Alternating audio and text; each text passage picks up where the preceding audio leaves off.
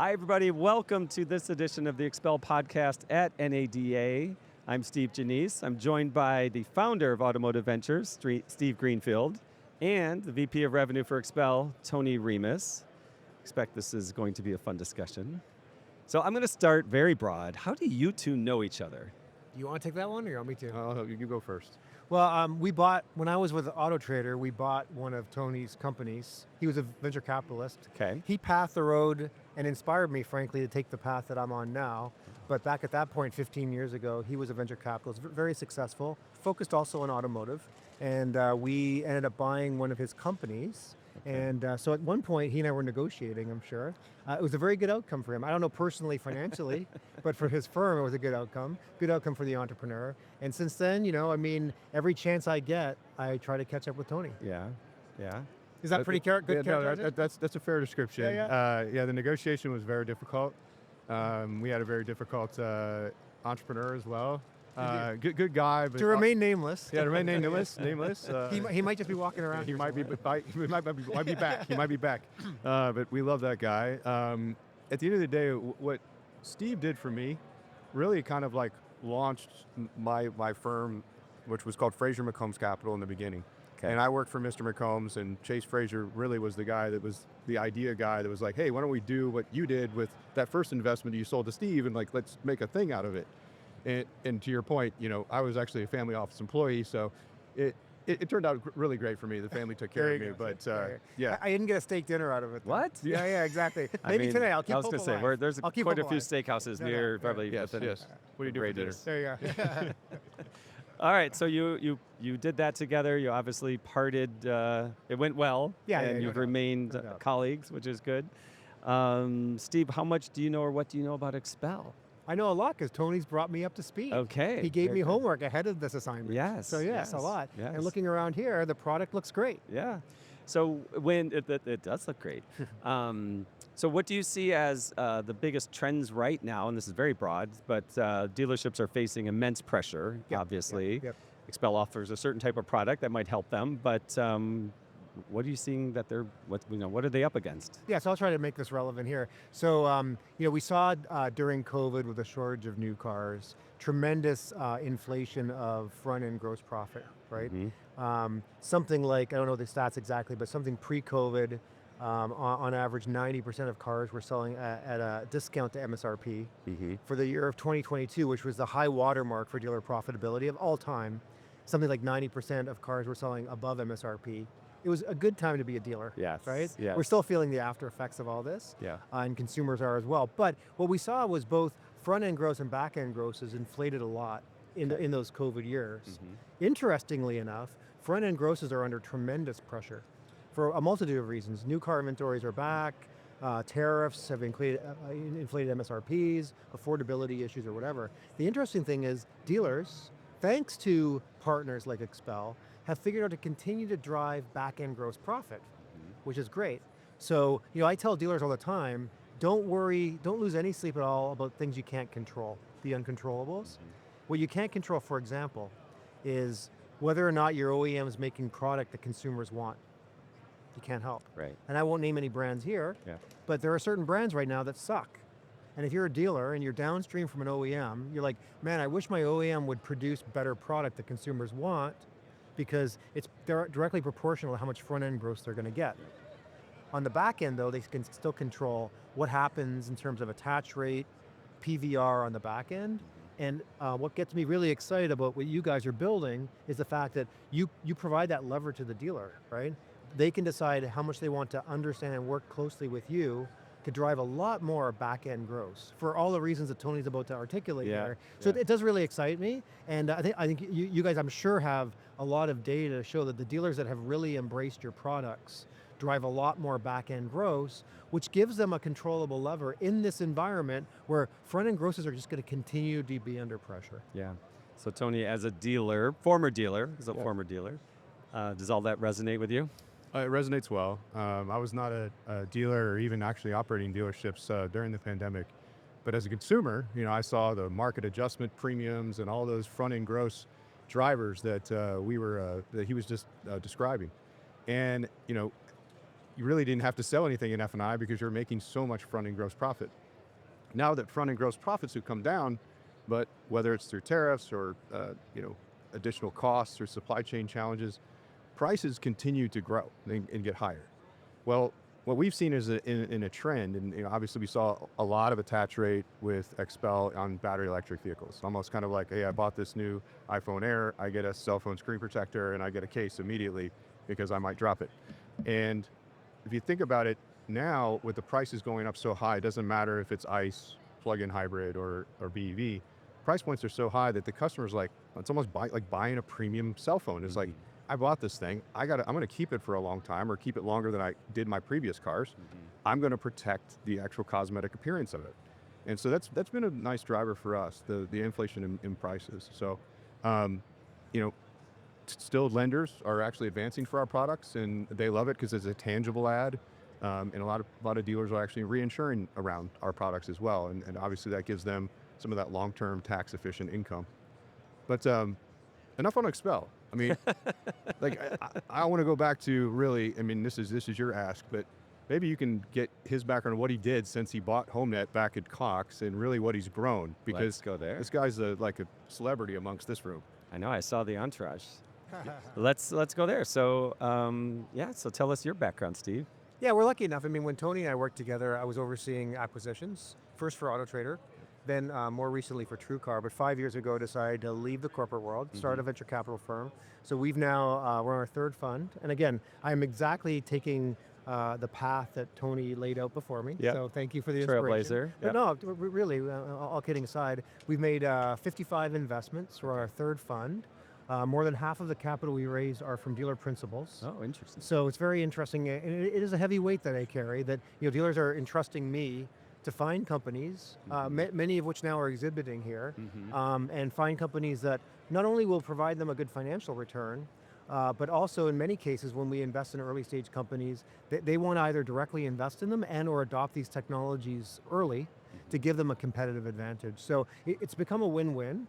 And it's not too dissimilar, actually, from where your capital came from originally. That's correct. With the dealer group, right? That's correct. So I think that it's great that now that many dealers are either incubating and or investing in early stage technologies themselves, or finding funds like ours or Tony's previous fund and becoming limited partners, investors, and they're craving opportunities to find the next XPEL early on and invest very early and ride the coattails of these companies as they get bigger and more popular. So it's a diversification play for them in some ways, right?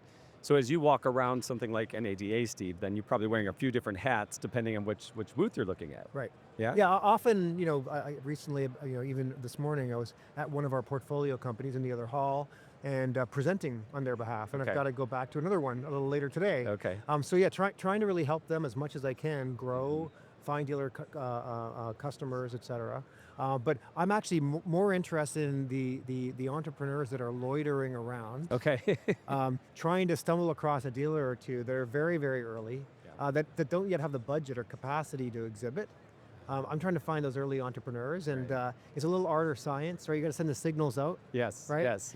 But we find a bunch of entrepreneurs that one day will be exhibiting here that don't yet have the capacity, and we really like finding those early stage entrepreneurs. Do they have a gleam in their eye? How do you find them? Well, I mean, LinkedIn has been a very effective acquisition tool for us. We've been very intentional with building the brand, and we have a lot of followership, like you said earlier. But at the same time, I do think that there are all kinds of entrepreneurs here walking around who would like nothing more than to talk to dealers. And there are different ways to catch the fish, find them, et cetera, but we are trying to pay back into that ecosystem because we've all been there, and it's challenging when you're trying to get anything started from the ground up, but they are here, and there are different ways to find them, and I like having these very short coffee conversations with entrepreneurs. Sometimes they don't have the best ideas, but you got to plant a lot of seeds before you can build a fertile, nice forest. Yes. Right. I envision a he's Shark being modest, Tank. though. He's being modest. He's being modest? Yeah, so like what he did, you talk about trailblazing. So this guy, he curates a weekly newsletter. There's like literally my thing I wake up to on Mondays, or I'm usually I'm up before he actually sends it out sometimes, but he's waiting. I'm waiting. And it's like one of the best reads. And if you think about an entrepreneur that has the gleam in their eyes, as he just described, chances are they're actually reading that newsletter and they're seeing all the trends that he's watching. And he, in a sense, he does a great job of intending to say, I am smart money. I actually have great LPs behind me that actually know what's going on in this industry. They're scared about what's going to disrupt them. Therefore, he's on top of these things. And if you don't have his newsletter, which I think you just had your 100th edition. 100th edition, yep. And you got well over how many 16,000, subscribers. Just a couple, and probably 95% of them are in this room. Probably. They could be. You see them everywhere. Yeah. No, you're very kind, but I wanted to just curate content that I would want to read. Sure. But really being thoughtful around people who would be here otherwise, and everyone's time constrained. Yep. Everyone gets way too many emails and don't have the luxury of reading 20 different news websites a day. Yeah. I'm reading it anyway, so I started to clip and curate that content into a weekly now, and I get a lot of compliments. So it's very nice. It's very flattering. For me, frankly, it's content that I would have been curating anyway. Yes. And it makes me smarter. Yes. So all I'm then doing is turning around and sharing it with the world. Right. But no, I appreciate the kind words. Yeah, absolutely. Okay, so do you see any difference between what's happening in North America, what's happening globally for dealerships, pressures on them, changes in the industry, or is it very similar across the globe right now? Well, so I'll talk out of both sides of my mouth simultaneously. Let's do it. It's very interesting. You go to a lot of countries, and the franchise dealer model is almost exactly the same. Okay. Our largest investor now is the largest dealer group in Kazakhstan. Okay. And Kazakhstan, for those that aren't familiar with the geography, which I wasn't, is nestled right between China and Russia. And you go there, and the dealerships, like you would walk into one of those franchise dealerships, and you wouldn't know that you weren't, in wherever we are, Vegas. Yeah. Like literally. Operate almost the same. Like the proportion of new cars to used cars is different, and clearly like the sophistication around things like trade-ins and F&I products and stuff aren't the same. But all these countries around the world are looking towards the West, the US specifically, around best practices. And that's why, it's always shocking to me to walk around NADA. They have international lounges here, only exclusively for international dealers, and they're always packed. So you get dealers from all over the world that come in to see what are the technologies. But at the same time, the main difference, and I think really the leading question leads me down the path of talking about the Chinese automakers. Sure.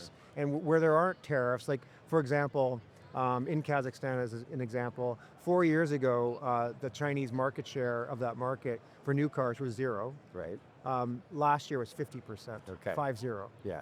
So you pull that trend forward, and within 5 years, 90% of all the cars in Kazakhstan will be Chinese. And when you go to Kazakhstan today, you've got BMW, Mercedes, everything's driving around, like the cars like you would see here. Yeah. But the Chinese are overproducing. None of the Chinese automakers are profitable back home.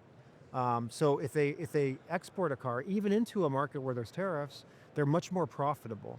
So there's intense pressure in China to overproduce, like in many categories, and export the cars. For now, we have tariffs in the US to protect the dealers here, but we're starting to see even hints that might not be the case going forward. So I think that's the primary difference is next time you travel on vacation anywhere outside the US, just pay attention to the brands on the road. Yeah. And there's a lot of Chinese. So this is, In Mexico now, right? in Mexico, well, 10%. Canada soon. Canada soon, yeah. And I think that this is the existential threat. If I'm an automaker here, I am very worried because the Chinese are squeezing the oxygen out of the room internationally. Yeah. The US is protected for now, but I don't think that's inevitable either. Yeah. But the good thing, and I tell dealers all the time, if we look back at Toyota in the 50s, Honda in the late 60s, and Hyundai in the 80s, the dealers that did take a risk early and raised their hand and took the franchise have become very successful as a result. The Chinese product is very high quality, very cheap, and they will use franchise dealers here. So when they do come in, which I do think is inevitable, they're going to use dealers, and they're going to look to the most successful dealers in America and want to use them. So the mix of the types of cars that the dealers are going to sell might start skewing more to the Chinese, but it's not like the Chinese are going to come in and sell direct to consumers. That's not going to happen. So while it may be keeping the OEMs up at night, the legacy automakers, for the dealers, I think as long as they're open-minded and ready to act when the Chinese come in, I think it could be a windfall for them. Yeah, could be a big opportunity.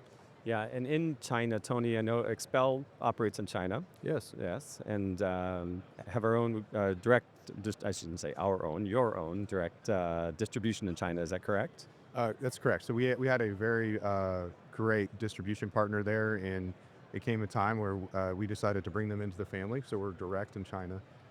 Today we are doing business in upwards of 35 plus countries, and therefore, like, keeping my relationship with Steve when he's telling me about Kazakhstan, which I didn't even know had, those dynamics going on. It's really, really important for us to make sure we stay on top of things, whether it's, you have some European groups that are actually not even taking inventory, they're actually selling vehicles on consignment or like an agency sale. And so having, a touch point with Steve and others globally to really understand where things are headed. Chinese vehicles obviously are becoming very disruptive, but also it's very, very, positive for the consumer to get a vehicle that's a, fraction of the current average sales price with all the features, same quality, maybe even better. So it's very positive for the consumer, but it's also positive for XPEL. So whether it's ICE vehicle, plug-in electric, or a BEV, I don't really care if it runs on a nuclear reactor. I would love to put our surface protection on those vehicles, and we're well positioned for it. We now have patterns in all of these markets, and obviously we started as a software company, and as I talked to you about before, and I think there's a bright future for XPEL as it relates to any of this disruption. I mean, it's sometimes hard to watch, and there's a lot of legacy brands here in the U.S., and hopefully they survive. Like when Toyota came here, there's a lot of folks that did survive and thrived because it raised the bar of quality. Yep. Yep. So let's pivot to used cars for a minute. There was a study recently put out that 70% of dealership executives, so manager level and above, they were polled about PPF, what are their thoughts on PPF and resale value. And 70% of them said that if a car has PPF on it, it's probably going to get 15% more resale value after the first owner, right? So whether that's a used car sales manager saying I would pay more for it, or we would be able to sell it more if it has PPF. So how important is that in the used car market right now? Because, as you said, new car prices are over $50,000, I think, on average now, right? Yep. For the first time ever. So used car prices, which have also gone up, but what do you think about all of that, and how something like XPEL may help a consumer with a little bit more resale value? Yeah, so I would approach that from a couple of different directions. One is affordability is a big problem. So protect my asset. I mean, Tony talked earlier. I like the analogy of the iPhone. Mm-hmm. When I pay $1,500 for this device, and they ask me, do I want Apple Care? I don't ask how much Apple Care is. Mm-hmm. I just say yes, because I'm likely going to leave this on a plane somewhere or drop it. And I love the fact that they'll replace it at no cost. And I'm sort of insensitive to protecting this thing, to Tony's point earlier. I think consumers have to be thinking, the average car in America has 50 grand. It is lasting longer.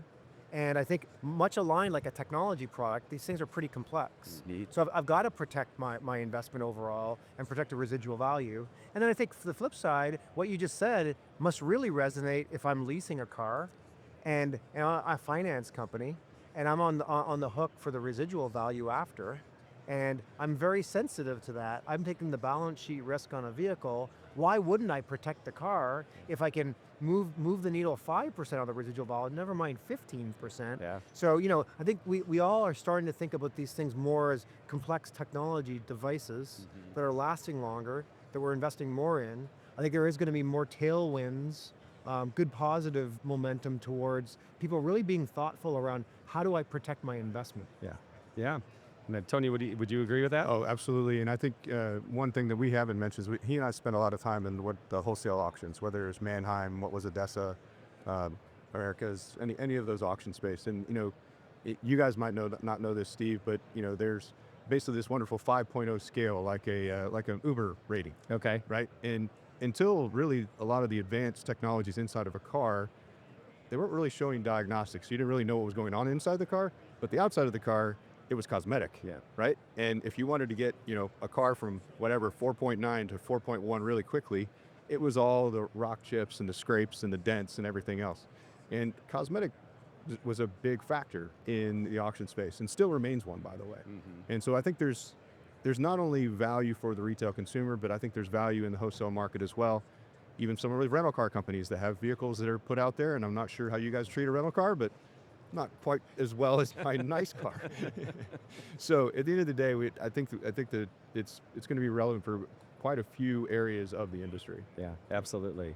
Well, I know you've got a busy schedule. We don't want to keep you too much longer, Steve, but is there anything that you wished I would have asked you? Is there anything you want to talk about or any final thoughts? We didn't talk about cats. We didn't talk about cats. All right, let's talk We about didn't talk cats. about motorcycles. Let's talk about those for a minute. Do you have cats? I have cats. How many?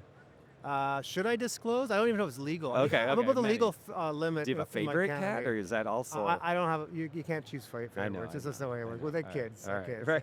Yeah. Do you have cats, Tony? I do, Okay. and There you actually, go, we sure can. actually, he actually helped name my cat. He doesn't even know this, Oh, but wow. like it was a cat that my wife found, and it's named Jimmy Chew. Ah, yes, there. Yes. Yeah. That's how he helped. I Yeah, understand. yeah, I yeah. understand. Yeah. Oh, I need somebody to buy a company that I own, so my wife could have more Jimmy Chews. I got it. I see how that works. Exactly. Yeah. Excellent. You get Motorcycles? dots very well. Do you ride motorcycles? I have 3 bikes. I just don't get to ride them very much. Okay. What kind?